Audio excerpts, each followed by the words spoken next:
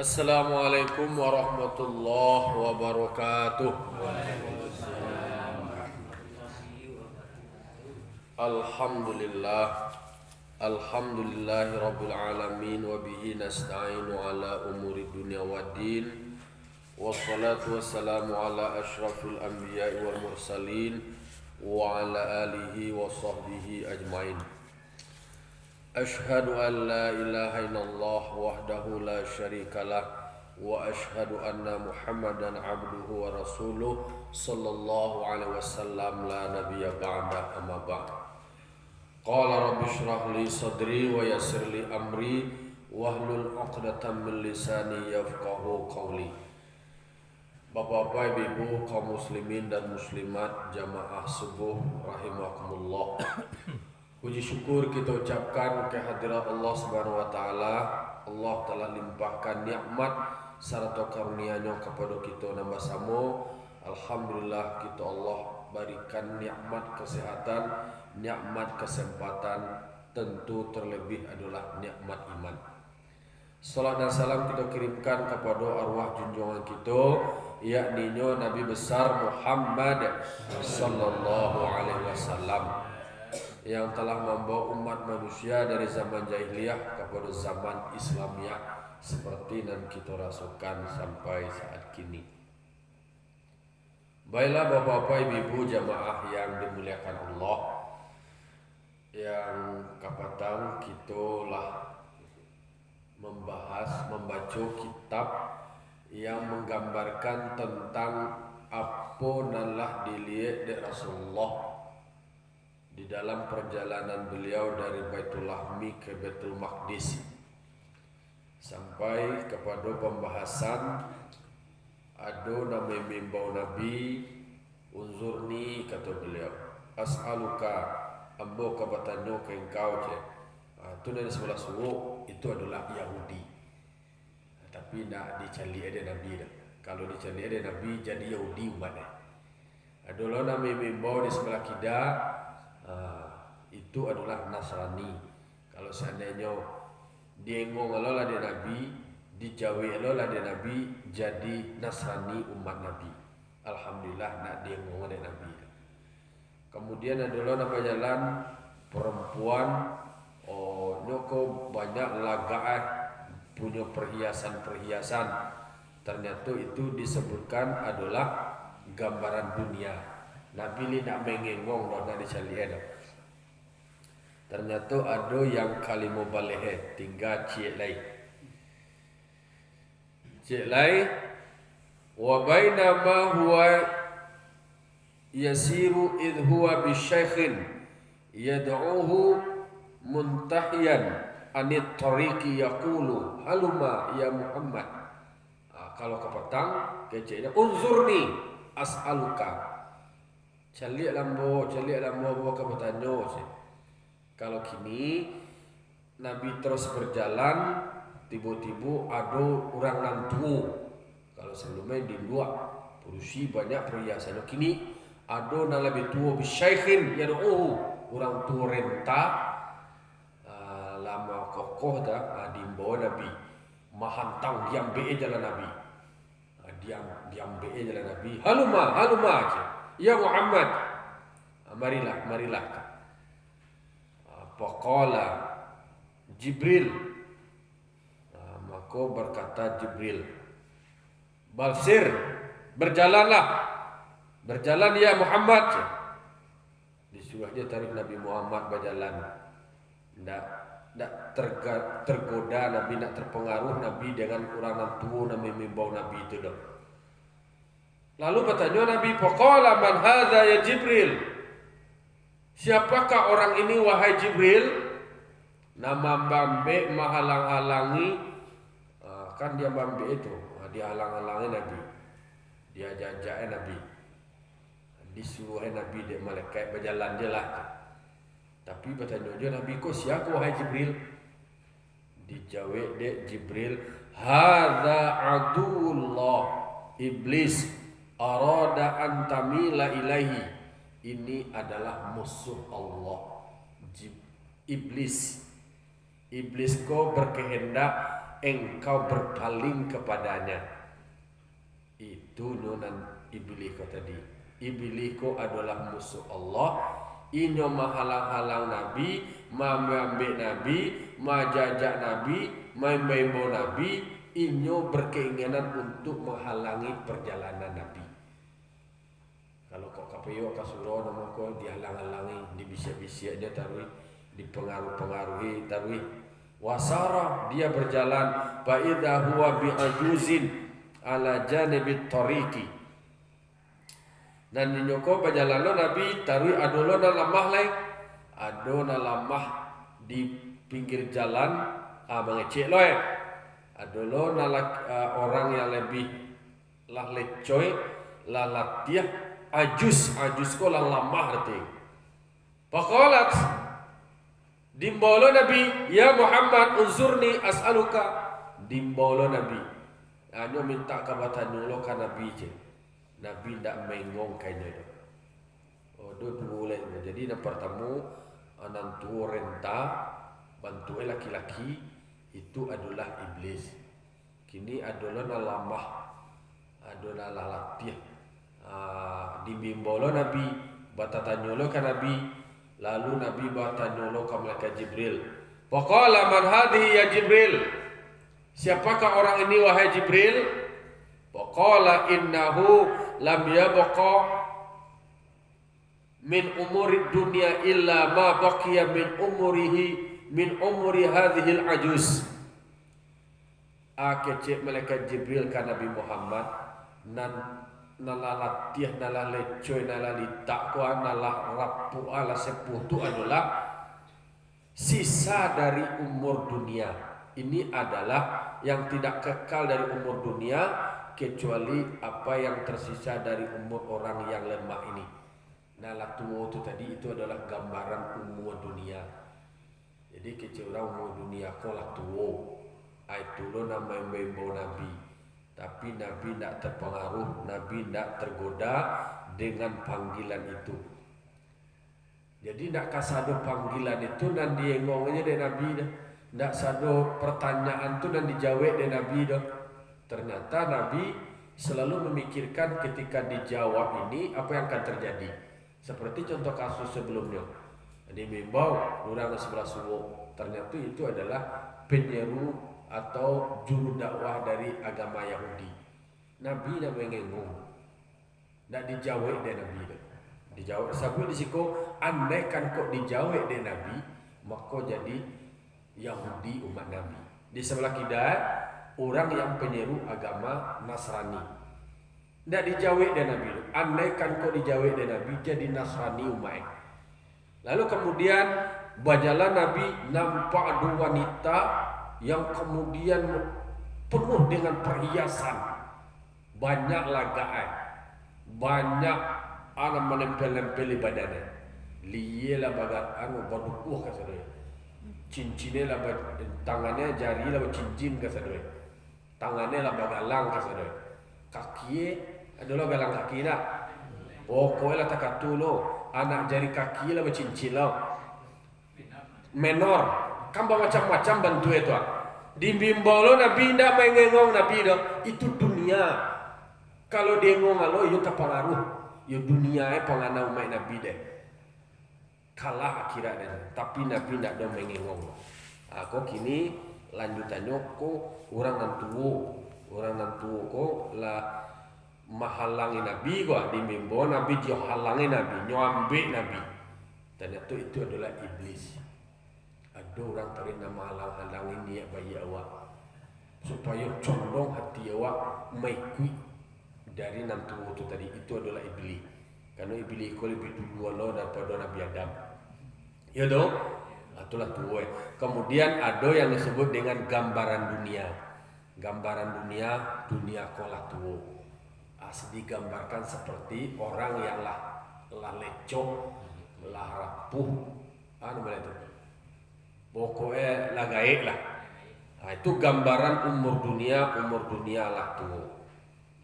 Itu adalah gambaran dari perjalanan Nabi dari Baitul Lahmi sampai lahirnya Nabi Isa alaihissalam sampai ke Baitul Maqdis.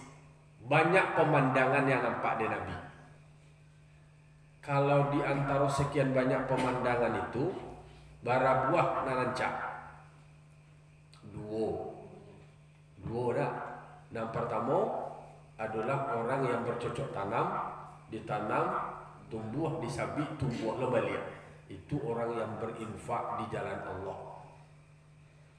Tadi malam ambo dikunjungi oleh dari Kementerian Agama di kantor Perintang malam sekitar jam 8:30 dari bandara dari Jakarta menuju Bukit Tinggi. Cerita beliau memotivasi di Turki, kata beliau, dalam hal zakat jo haji, kalau beliau cerita orang soal infak, soal kepedulian sosial. Turki jo Indonesia itu berbeda. Kalau di Turki itu jumlah penduduknya seketik, di Indonesia jumlah penduduknya banyak. Lalu kemudian jumlah umat Islam yang payah haji di Indonesia jauh kelipatannya banyak dibandingkan di Turki. Kalau dicari tingkat kesejahteraan orang Turki, lebih banyak kayu-kayu orang Turki dari Indonesia. Tapi pertanyaannya, bahwa banyak orang Indonesia naik haji, orang Indonesia pergi umroh dibandingkan orang Turki. Hebat lo analisisnya. Ternyata memang di Turki itu orang lalu naik haji dolai kalau seandainya rukunan KMPE pembayaran zakat alun maksimal. Nya mengutamakan dulu bayar zakat. Karena nan haji ko adalah kalaulah terpenuhi rukun-rukun sebelumnya, baru kemudian melaksanakan haji. Kalau di Indonesia enggak. Nah, doa sarakena falu bempimpa sarakana jelas ni haji. Kapan para lontok naik haji ko buntong tanggai? Pertanyaannya dari analisisnya itu, bahwa kok seperti itu? Ada apa dengan cara orang Indonesia berhaji? Ternyata dari banyak hasil penelitian, orang Indonesia kok naik hajinya tujuannya apa? Banyak tu adalah pamer. Banyak tu ria. Tak kau awak membaca gak? Awak akan menyebut nama yang disampaikan beliau. Kok penelitiannya seperti itu? Lalu tuan lo dalam sebuah hikayat, ada 5 orang rencana pergi naik haji. Di antara 5 kok barangke naik haji. Dan seorang kok gagal untuk barangke. Ternyata nampe barangke naik haji ko tadi, hajinya tidak diterima. Sementara naik tidak barangke ke, haji diterima. Diterima hajinya tidak barangke dah. Dikit pahalu haji. Bawa mengko betu. Nan barangke ke barangke, nyo barangke niatnya kurang pas. Padahal ada orang di sekitarnya, di kelilingnya itu masih banyak nalu makan, ada tidak makan, ada yang hidup di bawah kesejahteraan. Dia dengan bangganya ni barangke. Sementara nan seorang tidak jadi barangke ko tadi, tidak jadinya barangke di perjalanan, ini menemukan ada orang tidak makan, ada orang yang membutuhkan. Tidak jadinya barangke pembekalannya itu nyawagian ke orang itu tadi. Pada akhirnya ini tidak barangke. Tetapi nilainya justru orang yang nak barangke kolah nak mendapat nilai dibandingkan orang yang bampek nak barangke ko tadi. Ayo teman lo kami mendengar. Karena karena salamu kau ceramah-ceramah, nah lebih banyak tu kan macaranya ibadah individual. Yo awak kau ibadah dapat nilai itu dan segala macamnya. Sementara yang materi tentang ibadah sosial, tentang infak, tentang sedekah, zakat itu sangat minim. Itu contohnya. Mangko orang Indonesia kok lebih banyak di haji dibandingkan jumlah pengumpulan zakat di Indonesia. Dalam zakat kok lembara nak bara dibandingkan jumlah orang haji. Indonesia melimpah-limpah, bahkan haji mau 3 balik kali guys. Nah, sementara dan orang-orang di sekitarnya, hidup di sekitarnya itu hidup di bawah kemiskinan. Berarti banyak egois. banyak mementingkan diri sendiri, kebanggaan sendiri, kepuasan batin sendiri, abai terhadap lingkungan sekitar. Itu contoh. Itu terimalam nanam bodapek hasil diskusinya. Nah di situ justru yang positif itu yang nampak di Nabi itu adalah orang yang punya kepedulian sosial itu tadi. Justru Allah memberikan lipat ganda pahala. Bara lipat ganda 700 lipat ganda pahala.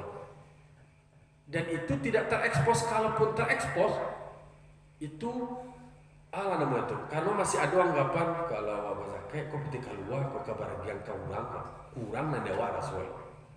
Kalau awak haji awak kan bisa jalan-jalan, awak bisa rekreasi, awak menikmati surang. Itu dan sering terbangun. Sampai puluh jumlah orang umrah Indonesia itu kelipatan-kelipatannya sangat tinggi.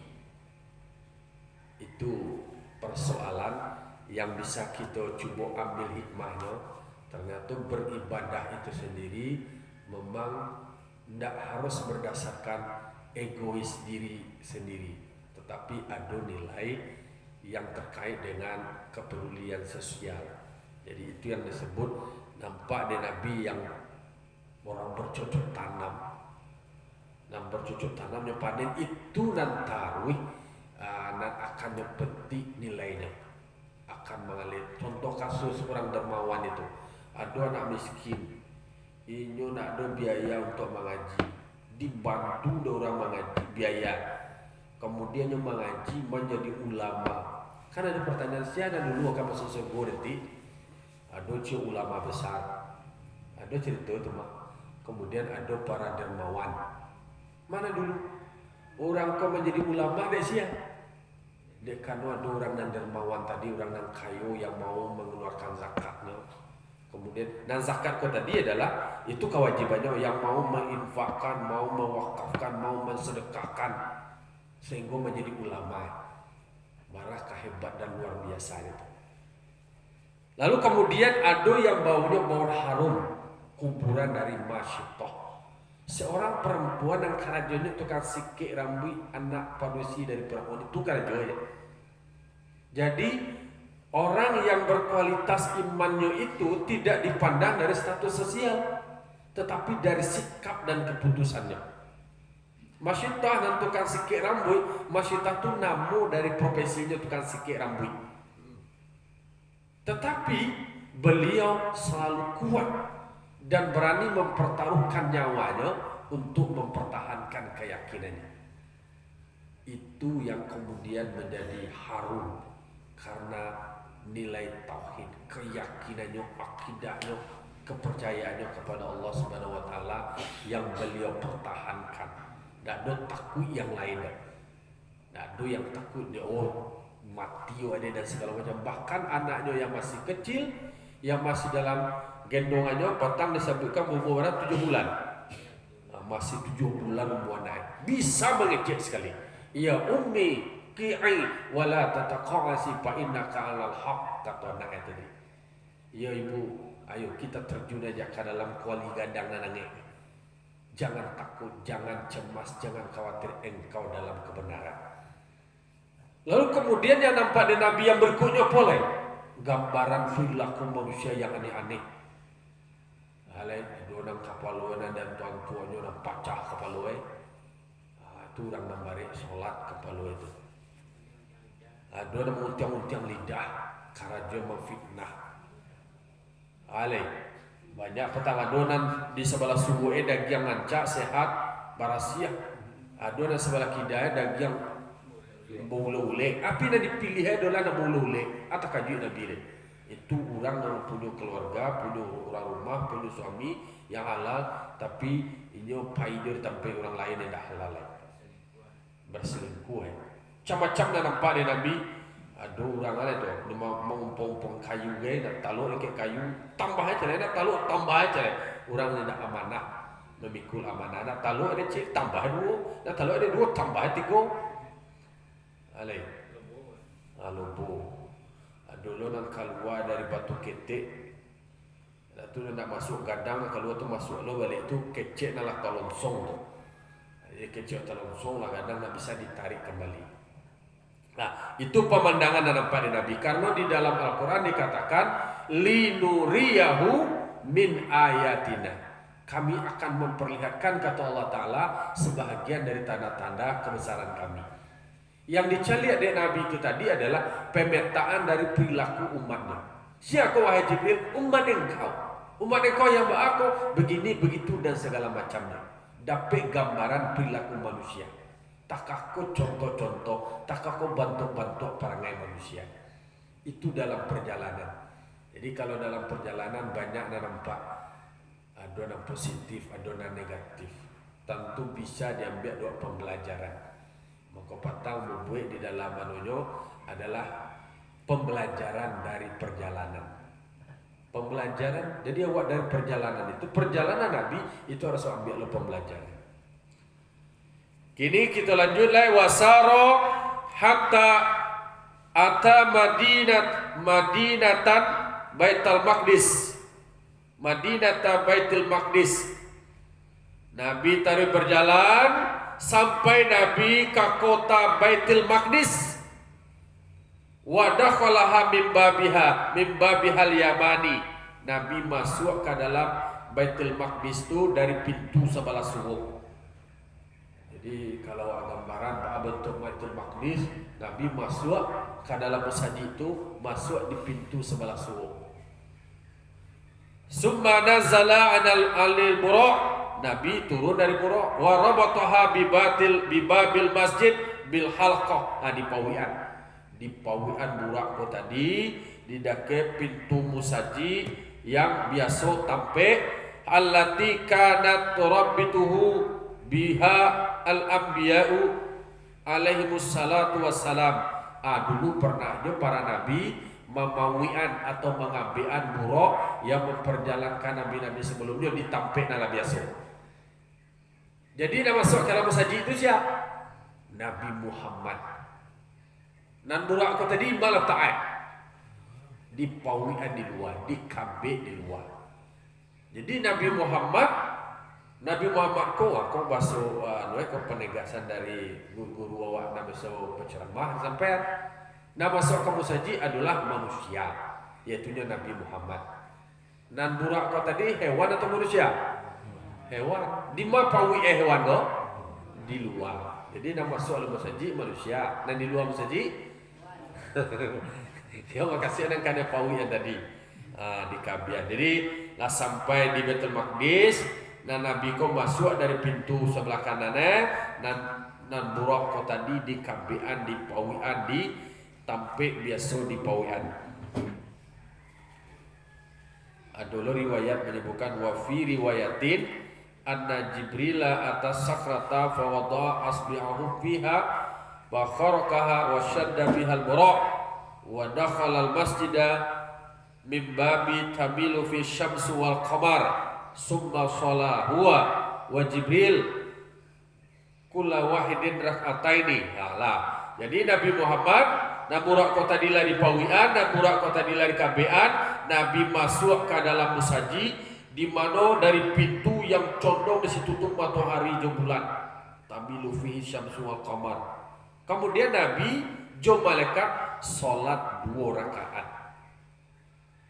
Falam yalbis illa yasiran. Nah lama-lamona diam dong. Lah selesai salat 2 rakaat hatta ijtama'a nasun katsirun, sampai banyak berkumpul manusia. Kamu saji itu tadi. Fa'arafan nabiyyu an-nabiyyina min baini qa'imin wa raki'in wa sajidin. Saling bertaaruflah Nabi kau tadi. Jadi di Baitul Maqdis Nabi lah masuk sama malaikat Jibril lah salat 2 rakaat. Dak bara lamo sesudah tu berhimpun manusia. Bertaaruflah para nabi-nabi. Adonan sedang berdiri, adonan sedang ruku', adonan sujud. Lah salah itu kemudian azan para muazin.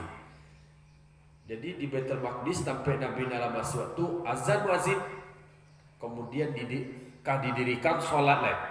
Babari mereka paqamu sufufan.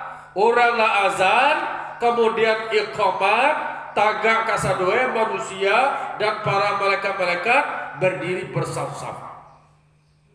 Yantaziruna min mayya ummuhum. Anu eta pada memandang asyana akan disuruh menjadi imam lagi. Dari antara sekian banyak nabi-nabi Allah, ada di dalam nabi itu rasul-rasul Allah. Ko azan lah selesai, komat Allah tagak sada babari-bari. Tarak celiak-menceliak lai, tarak basuh-basuh. Siapa akan menjadi imam lai? Fa akhadha Jibrilu biyadihi Nabi Muhammad sallallahu alaihi wasallam fa qadamahu fa shalla bihim rak'ataini.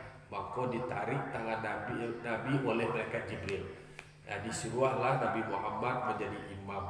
Salatlah Nabi Muhammad menjadi imam dari segala rasul. Imam dari segala jamaah yang ada di Baitul Maqdis. Tibu kasadoe ka Baitul Maqdis itu salat 2 rakaat. Siapa menjadi imamnya? Yaitu Nabi Muhammad. Maka Nabi Muhammad itu disebut imam segala rasul. Ikulah memang nampak di dalam proses perjalanan Nabi itu adalah imam dari segala rasul. Lah di imam aja rasul itu dek Nabi Muhammad sallallahu alaihi wasallam. Selesai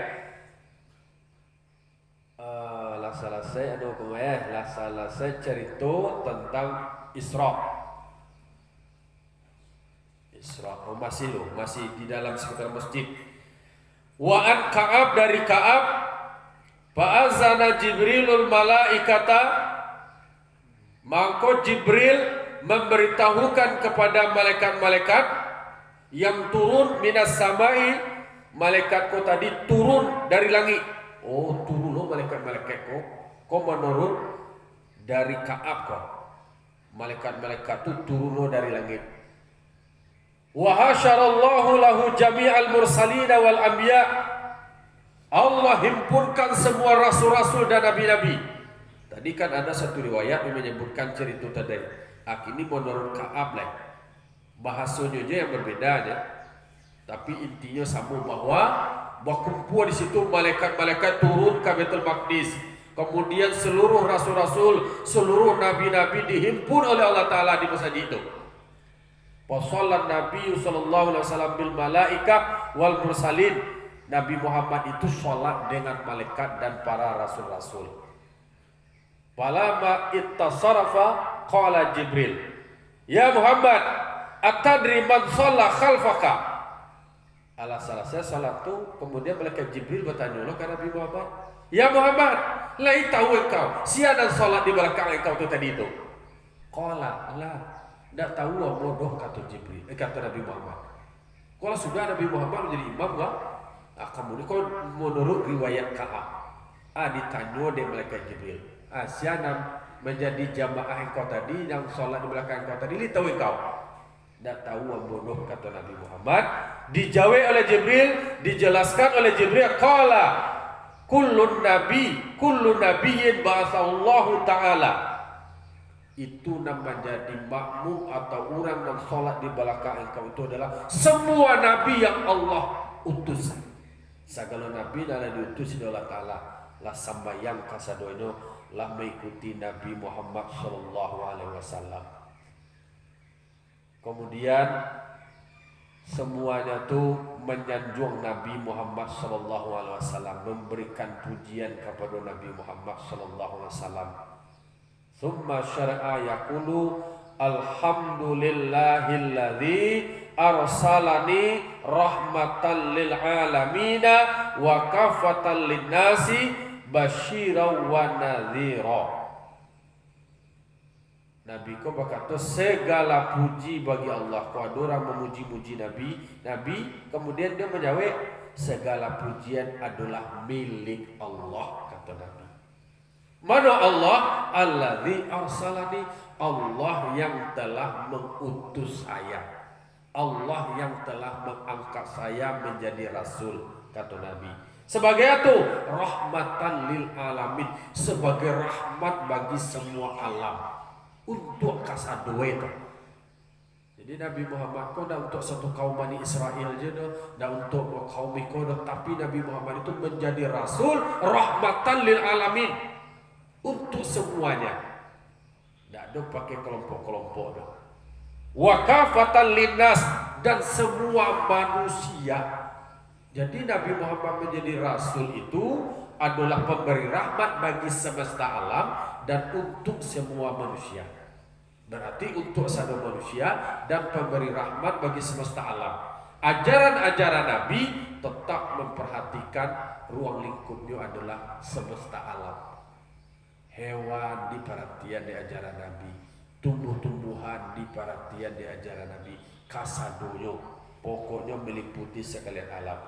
Basyira wa nadhira, yaitunya pemberi kabar gembira dan pemberi kabar pentakut.